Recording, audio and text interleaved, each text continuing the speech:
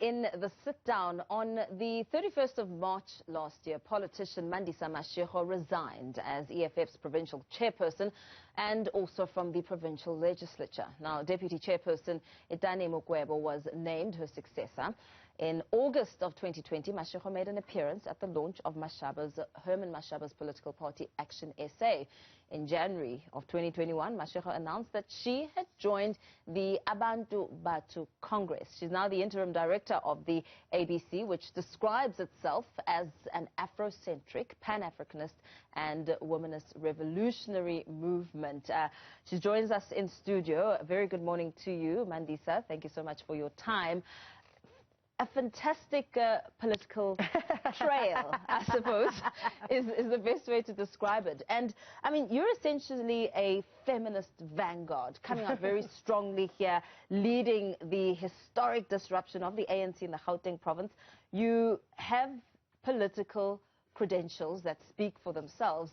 You've moved from the EFF, and let's talk, before we tackle your current work, Herman Mashaba, ActionSA, what was that discussion all about? I'm a Democrat. I believe in constituency-based electoral systems. You will understand that the whole world over, all the failed countries with the highest forms of violence against women and children, poverty, conflicts, use a system called proportional representation. Yes. It's outdated. It's completely regressive.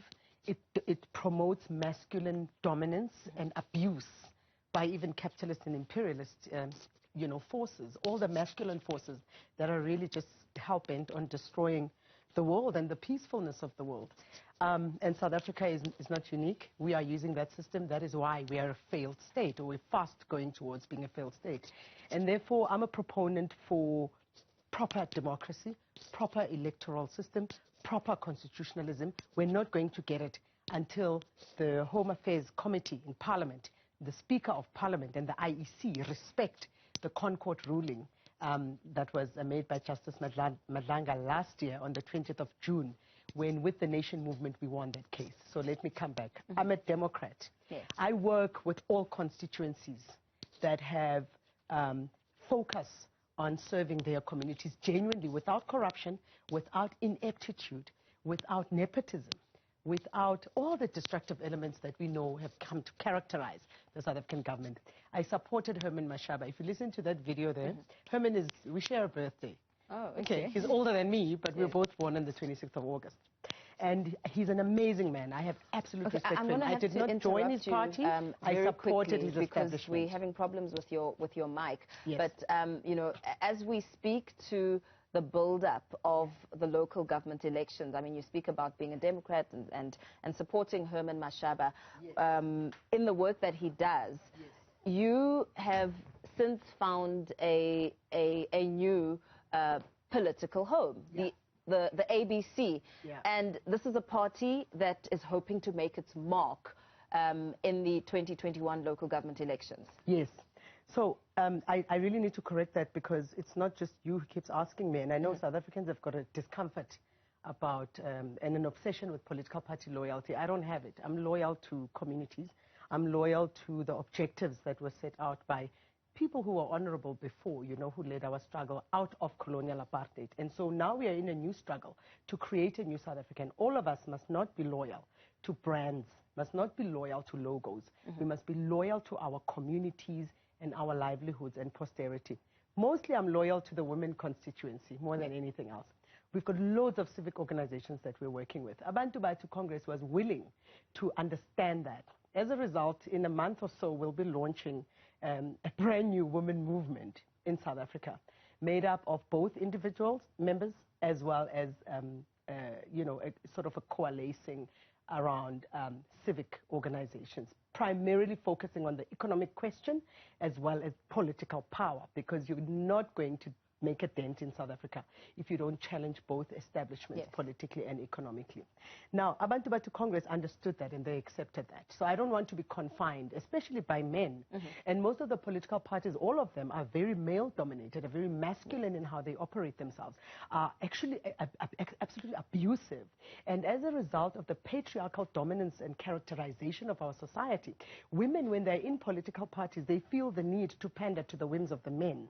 They behave like girlfriends. girlfriends or wives when they're supposed to be colleagues and partners. And so that's really been the driving force. And so essentially, if you look at the collapse of the economy of South Africa currently, when we hit the hard lockdown last year in March due to COVID, already we were in the third negative growth of the economy, which means we were in a recession. That's how economists basically define a recession. Secondly, we had already lost jobs more than ever in the country. In fact, unemployment in South Africa has increased exponentially under the African National Congress, or criminals or thugs, than it ever did under the evil National Party. So you kind of like have a cognitive dissonance about who's more evil, the National Party or the ANC? Or is it the same thing, just different colors, right? And so it begs the question that, what is it that we need? Do we need to focus on race politics? We can't, because it shows you that anybody can be evil, whether they're black or white. What we need are capable men and women to run our government. We need nepotism and cadre deployment as soon as possible, as urgently as we need proportional representation to be massively diluted, so that independents and individuals can contest seats in councils and legislatures and the National Assembly. That is how quickly we need the state to professionalize itself.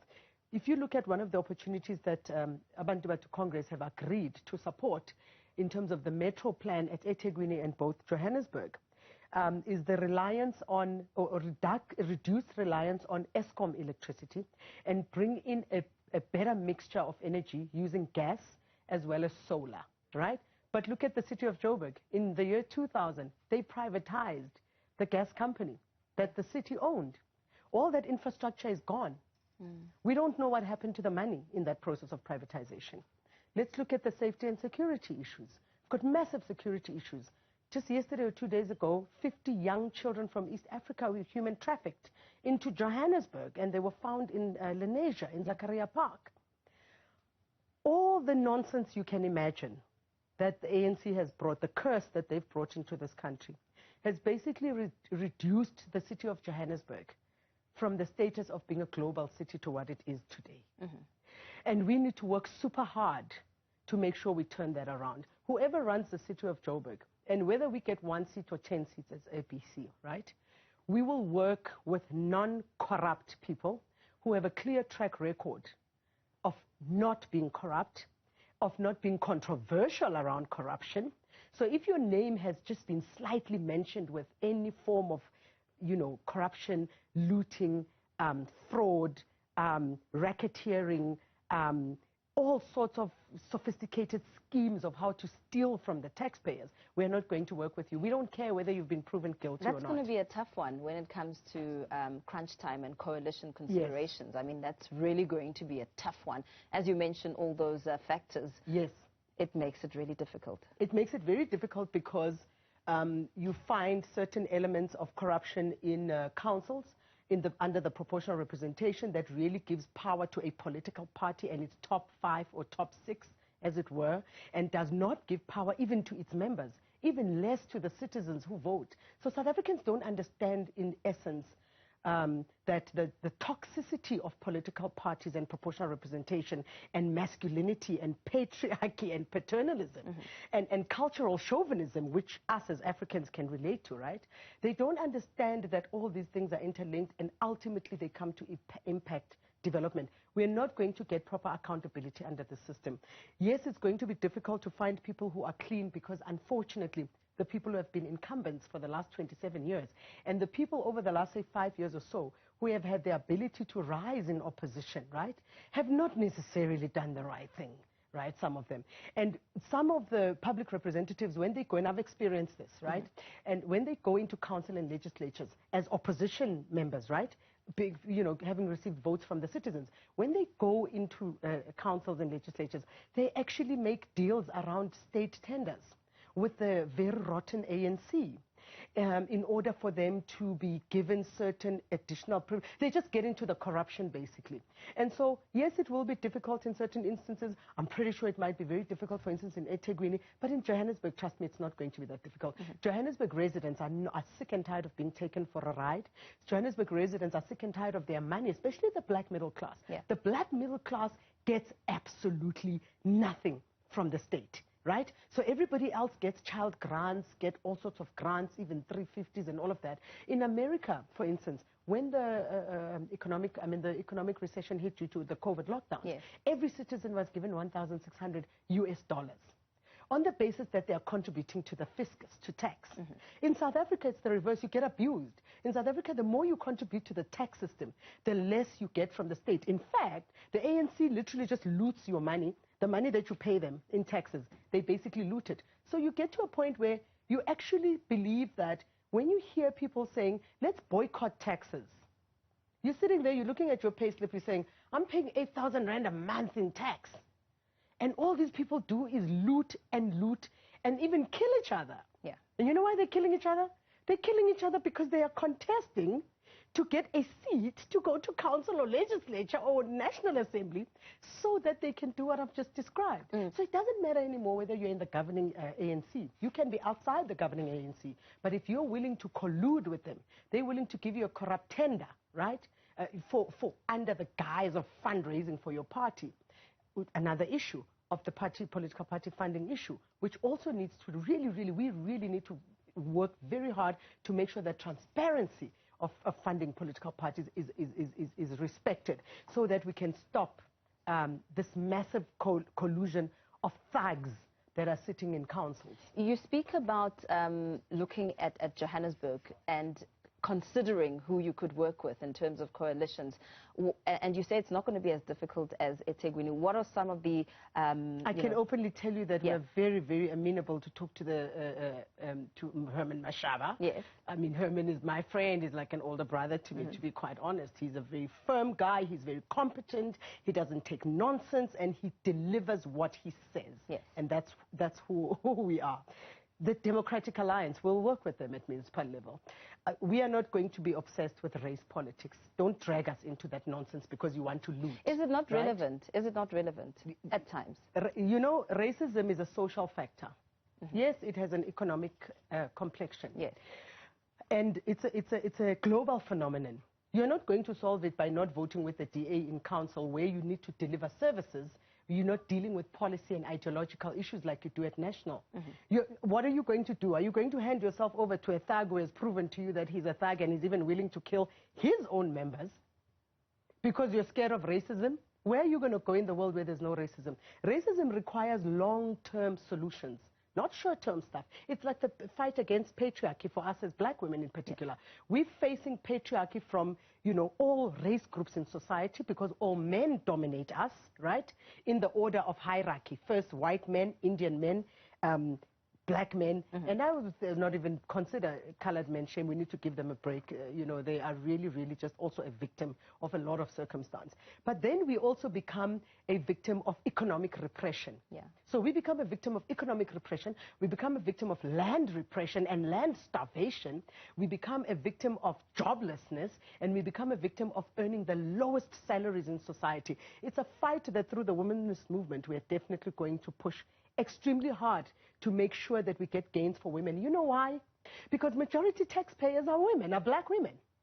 Majority taxpayers and black taxpayers are women. We are left to raise children when men basically demand all sorts of DNA tests when they know fully well that the children are theirs. When men, even when they know that the children are theirs, and even when they are married to the women they have children with, they don't support their children financially. Yeah. Their money goes to taverns and slay queens in most instances. And we really need to start speaking truth to these situations because we all know that this is happening. And why does this happen? Because women feel the need so strongly to cooperate with the establishment of masculinity. You know why? Because when you've been beaten for over centuries, let's say over 600 years, we've had masculine domination as black women in Africa. We've gotten used to the one single message psychologically that a man has power over you, and if you do not allow him to exert and exercise that power over you, he will beat you up, he will starve you, he will rape your children, and his own biological children, by the way. He will terrorize you. And so eventually over 600 years, what do women do? They think, oh no, we need to support men. Oh no, men are better than us. Oh no, men can coalesce better. Oh no, men are more united than women. Oh no, men can do things more. Where? Okay, go to any township, all the successful households are led by single women. Yeah. What about then the women who need to raise their boy children? I mean, that's also a significant part of being a mother. Must take responsibility. Yeah. Daughter must take responsibility. I'm sick and tired of that narrative. I want to tell you the honest truth. Why is it that every time a perpetrator, let's say a rapist, or a molester in a house, a pedophile, every time a woman is terrorized by a man, even at work, the ones who demand sexual favors before you can get a promotion, knowing fully well that women are more productive than men at work. Science studies have been done. I'm not, saying that out of passion. Yeah. Why is it that every time men are misbehaving, we must offer the solutions? It's like people who call me. I get calls almost on a daily basis in my life. Oh, my husband beat me up. Oh, no, I want to divorce my husband. Oh, my husband did this. Oh, this one did this. Oh, this one is terrorizing the family. Eman, who's terrorizing the family? It's a man. Yeah. But who must come and rescue you? Me. Do I have a bulletproof vest and an AK-47? How am I going to rescue you from your man who's terrorizing you when you are the one who's failing to stand up for yourself and say no more and move out? It doesn't matter if you're staying in waterfall estates or wherever. You see, women get stuck with these so-called benefits. There's no benefit to tolerating that. And by the way, this is not an anti-man sentiment. It's because in South Africa we are really, really terrorized. It's time that we start to terrorize these patriarchal, characteristics of our society. We need to literally turn it on its back. And that's why I said Mandisa, we would support a man like Mashaba in the city of Joburg, because Mashaba understands this sort of sensitivity. Before we run out of time, and is keen to do the right thing. I need to interrupt you because I need to ask you this. Yes. As you are heading up and we're heading to the local government elections, I think we've got about 15 days. Yeah. What messages are you wanting to resonate with community members, as well as, I know you say you're not attached to any political parties, but you are now working with the ABC. What are the key messages that you want to send out, and the target? I mean, you speak about the middle class, you speak about women. Are those the two that you really Those are the two main targets, because black women have, over 2/3 of black women lost their jobs in the first hard lockdown last year, and more women continue to lose their jobs. There's lots of retrenchments underway right now. Government is not coming to the party with proper, effective economic strategies. I also want people to think about this a little bit. Stop being loyal to logos. Stop being loyal to themes. Stop being loyal to toing. Think about yourself and stop not understanding democracy. Do you know why we have elections every 2.5 years? So that you can change your mind every 2.5 years. You literally can vote for 20 different parties over a span of 40 years. Why do you keep on rewarding bad behavior? The ANC continues to steal from you. They continue to do the most atrocious things. I mean, they basically, what were they doing the other day? Some ministers got terrorized by those thugs of the MK. Well, I was happy because I really think they all deserve the pain, because we honestly do not deserve to continue experiencing, it's like if your neighbor is abusive next door. And then every time the noise and the abuse must affect you. Why must we be affected by the mediocrity? We have got the most qualified population right now. In all universities, black women, young black girls are the most graduates, right? The only challenge we have is in the sciences and the medicine faculties and the science faculties. But it's not too bad, right? But we need to start beating men even in those faculties. We are sitting with unemployed graduates, okay, in every township and suburb. I'm going to have to... And they don't have jobs. Absolutely, some really crucial points made there. We're going to have to leave it there with the Interim Director of the Abantu Batho Congress, Mandisa Mashego, there, giving us some of her thoughts and sharing some of her strategies going into the local government elections.